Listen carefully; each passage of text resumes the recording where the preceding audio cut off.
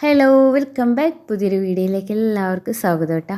ആദ്യമായിട്ട് ആരെങ്കിലും വീഡിയോ കാണുന്നുണ്ടെങ്കിൽ ഒന്ന് സബ്സ്ക്രൈബ് ചെയ്ത് ലൈക്ക് ചെയ്ത് സപ്പോർട്ട് ചെയ്യണേ. അപ്പോൾ നമുക്ക് വീഡിയോയിലേക്ക് കിടക്കാം. അപ്പോൾ ഇന്നത്തെ വീഡിയോ എന്ന് വെച്ചാൽ നമ്മൾ കുറച്ച് ദിവസം മുൻപ് ഉണ്ടാക്കിയ കേട്ടോ. വീഡിയോ അപ്ലോഡ് ചെയ്യാൻ കുറച്ച് ലേറ്റ് ആയിപ്പോയി. അപ്പോൾ ഞാൻ ഒട്ടകം റോസ്റ്റ് ആക്കുകയാണ് കേട്ടോ. അപ്പോൾ അതിക്ക് വേണ്ടിയുള്ള സാധനങ്ങളൊക്കെയാണ് ഉള്ളി, തക്കാളി, ഇഞ്ചി പേസ്റ്റ് ആക്കിയത് കേട്ടോ. അപ്പോൾ നമ്മൾ ഇറച്ചി കഴുകി വൃത്തിയാക്കി മാറ്റി വെച്ചതാണ് കേട്ടോ. ഈ ഇറച്ചി കണ്ടു കഴിഞ്ഞാൽ നമ്മൾ ശരിക്കും നമ്മുടെ ബീഫ് ഉണ്ടല്ലോ, ബീഫിൻ്റെ അതേപോലെ തന്നെ കേട്ടോ. പക്ഷെ ചെറിയൊരു ടേസ്റ്റ് മാറ്റം ഇങ്ങനെ ചെറുതായിട്ട് തോന്നിക്കുന്നല്ലാണ്ട് ഏകദേശം ഇറച്ചി കണ്ടു കഴിഞ്ഞാൽ അതുപോലെ ഒരു ഈ ഇറച്ചിക്കൊരു വ്യത്യാസം തന്നെ ഒരു ആര് പോലെയാണ് കേട്ടോ ഈ ഇറച്ചി. നമ്മൾ വെന്ത് കഴിഞ്ഞാൽ അങ്ങനെ കാണുമ്പോൾ അങ്ങനെ തോന്നിക്കൂല, പക്ഷേ ഈ ഇറച്ചി വെന്ത് കഴിഞ്ഞാൽ ഒരു ആര് പോലെയായിട്ട് നമുക്ക് തോന്നിക്കേട്ടാ. കഴിക്കാനും വലിയ കുഴപ്പമൊന്നുമില്ല, എന്നാലും ബീഫിൻ്റെ അത്ര ടേസ്റ്റ് ഉണ്ട് വെച്ചാൽ ഇല്ല. നമ്മൾ ആദ്യം ഇങ്ങനെ ഒരുപാടൊന്നും കഴിച്ചിട്ടില്ല, അതുകൊണ്ട് തന്നെ അത്ര അങ്ങോട്ട് തോന്നുന്നില്ല കേട്ടോ ആ ടേസ്റ്റ്. അപ്പോൾ ഒരു പാൻ വെച്ചു, ചട്ടി ചൂടായതിൻ്റെ ശേഷം വെളിച്ചെണ്ണ ഒഴിച്ച് കൊടുക്കുന്നുണ്ട് കേട്ടോ.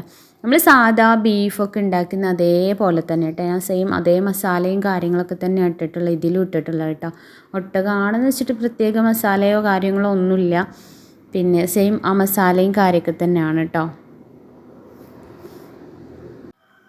അപ്പോൾ വെളിച്ചെണ്ണ ഒന്ന് ചൂടായി വന്നതിൻ്റെ ശേഷം ഞാൻ കുറച്ച് ഉലുവയാണ് കേട്ടോ ഇട്ട് കൊടുക്കുന്നത്.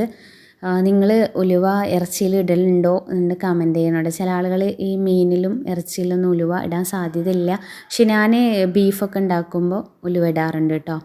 പിന്നെ വലിയ ജീരകമാണ് കേട്ടോ ഇട്ട് കൊടുക്കുന്നത്. ഉലുവ പൊട്ടിച്ച് കഴിഞ്ഞാൽ നല്ലൊരു ടേസ്റ്റ് ആട്ടോ, ഇറച്ചിയിൽക്കൊക്കെ നല്ല ടേസ്റ്റ് കിട്ടും.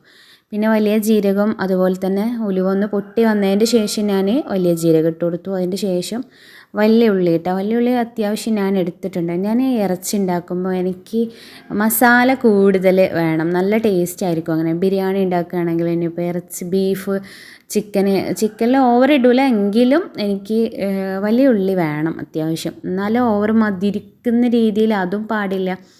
മസാല നല്ല എരിവും ഇതൊക്കെ ആയിട്ടുണ്ടെങ്കിൽ നല്ല ടേസ്റ്റ് ആയിരിക്കും. നമ്മളെപ്പോഴും ഒരു എന്താ പറയുക, ഫുഡിൻ്റെ ടേസ്റ്റ് പറഞ്ഞാൽ മസാല തന്നെയാണ്.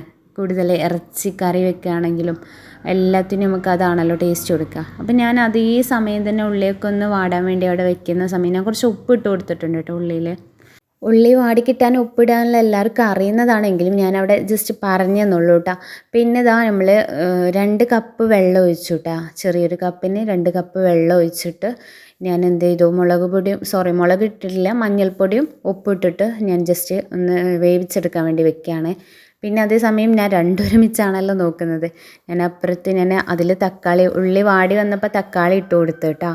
പിന്നെ ഞാൻ ഇതൊന്ന് മിക്സ് ചെയ്തു, ഞാൻ ഒന്ന് സെറ്റാക്കി വെക്കുകയാണ്. അതേപോലെ തന്നെ അവിടെ തക്കാളിൻ്റെ കൂടെ തന്നെ ഞാൻ വെളുത്തുള്ളിയും ഇഞ്ചി പേസ്റ്റ് ഇട്ട് കൊടുത്തു.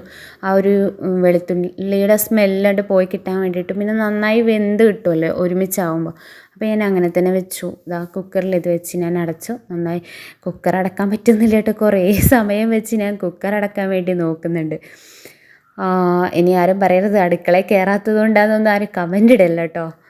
കുറേ സമയം കഴിഞ്ഞിട്ട് കുക്കർ അടയ്ക്കാൻ എനിക്ക് കഴിഞ്ഞു കേട്ടോ. അപ്പോൾ ഏകദേശം നമ്മുടെ മസാലയ്ക്കുള്ള എന്താ പറയുക, ഉള്ളിയും തക്കാളിയൊക്കെ ഏകദേശം ആയി വന്നിട്ടുണ്ട്. ഞാനിപ്പോൾ ഇട്ട് കൊടുത്തത് ഗരം മസാല കേട്ടോ. ഗരം മസാല ഇട്ടതിന് ശേഷം മഞ്ഞൾപ്പൊടി, കുറച്ച് മുളക് പൊടി കേട്ടോ.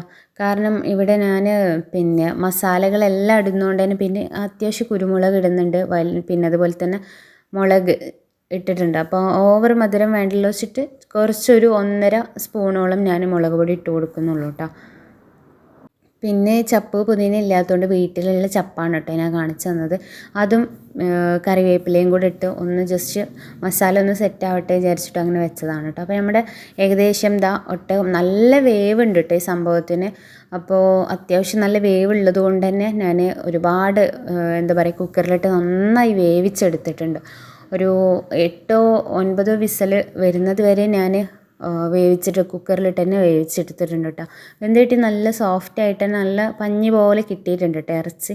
പിന്നെ ഞാൻ ഈ മസാലയിലേക്ക് തട്ടി കൊടുത്തു, നന്നായി ഒന്ന് മിക്സാക്കി കുറച്ച് സമയം അടച്ച് വെച്ച് ഞാൻ വേവിച്ചിരുന്നു കേട്ടോ. പിന്നെ അതിലേക്ക് ഞാൻ ഈ ചെറിയ ഉള്ളി ഒന്ന് വറുത്തിട്ട് കൊടുക്കും, നല്ല ടേസ്റ്റാണല്ലോ. നമ്മൾ ബീഫിലും അങ്ങനെ തന്നെ. പിന്നെ ഇതിലും ഞാൻ കുറച്ച് പെട്ടത് ഗരം മസാല തന്നെയാണ് കേട്ടോ. നമ്മൾ എല്ലാത്തിലും ഒന്ന് ജസ്റ്റ് ബീഫ് ഉണ്ടാക്കുകയാണെങ്കിൽ അതിൽക്കും ഇതുപോലെ ഗരം മസാല വെളിച്ചെണ്ണയിൽ ഒന്ന് മൂപ്പിച്ചെടുത്ത് കഴിഞ്ഞാൽ നല്ല ടേസ്റ്റ് ഉണ്ടാവും. ഞാനതൊക്കെ മൂപ്പിച്ചൂത നമ്മുടെ ഒട്ടകത്തിലേക്ക് തന്നെ മിക്സ് ചെയ്ത് കൊടുക്കുകയാണ് കേട്ടോ. അതിലേക്ക് മിക്സ് ചെയ്തു നന്നായി സെറ്റായി കിട്ടിയിട്ടുണ്ട് കേട്ടോ. അപ്പോൾ നമ്മുടെ ഒട്ടകം റെഡി ആയിട്ടുണ്ട്. ഇനി ഇതിനെ കഴിച്ച് ഞാൻ വീഡിയോ കുറച്ച് ലേറ്റായി പോയി എന്നുള്ളത് കുഴപ്പമില്ല. നല്ല ടേസ്റ്റൊക്കെ ഉണ്ടായിരുന്നു. നല്ല ടേസ്റ്റ് പറഞ്ഞാൽ എനിക്ക് അങ്ങനെ കൊണ്ട് ബീഫിൻ്റെ അത്ര ഇഷ്ടമായതൊന്നുമില്ല. അപ്പോൾ നമ്മുടെ വീഡിയോസ് ഇത്രയേ ഉള്ളൂ. അപ്പോൾ ലൈക്ക് ചെയ്യുക, സപ്പോർട്ട് ചെയ്യുക. Okay, by.